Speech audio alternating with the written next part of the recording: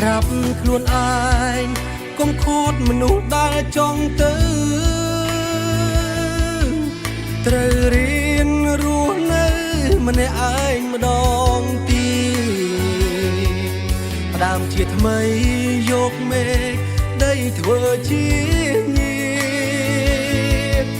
គេឃ្លាទៅហើយអាយគេទៅចោ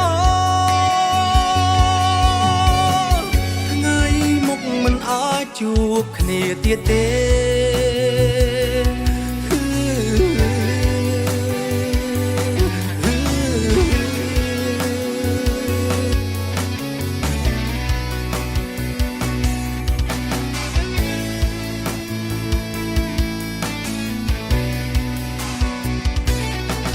ស្នេហា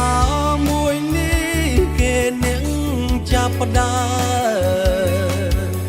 នាងដែលបញ្ចប់ក៏គឺជាគេ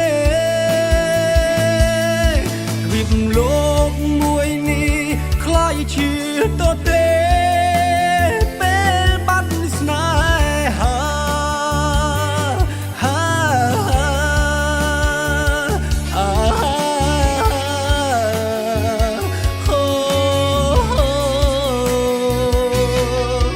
ចិត្តនេះ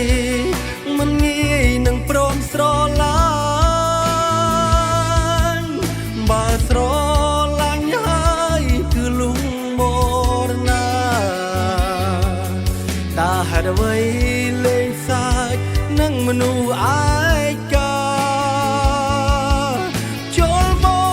កមួយផ្លែតក៏ចេញទៅវិញហេតុអ្វីមិនអាចស្រឡាញ់រហូត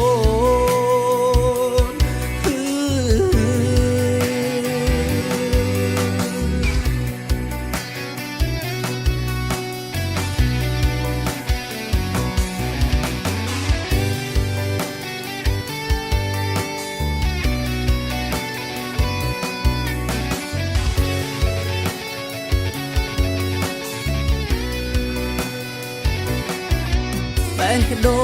ងផ្ញើទៅមេជូនមនុស្សម្នាក់បញ្ជាក់ថាខ្ញុំកំពុងតែឈឺយំពេលយប់ព្យាយាមញញឹមពេលភ្លឺខំប្រឹងបំភ្លេចអនុស្សាវរីយ៍តែទោះយ៉ាងណាក៏ធ្វើមិនបា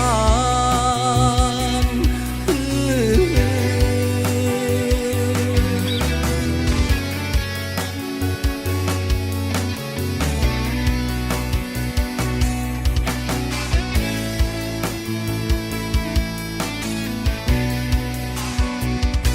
មនុស្សដែលចង់ទៅគ្មានផ្លូវខត់គេបានឡើយចុងក្រោយនៅតែស្នេហ៍អវសាន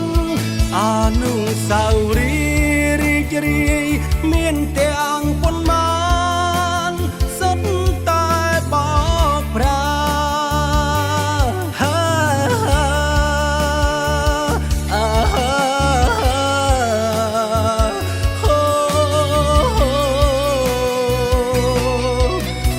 ប្រាប់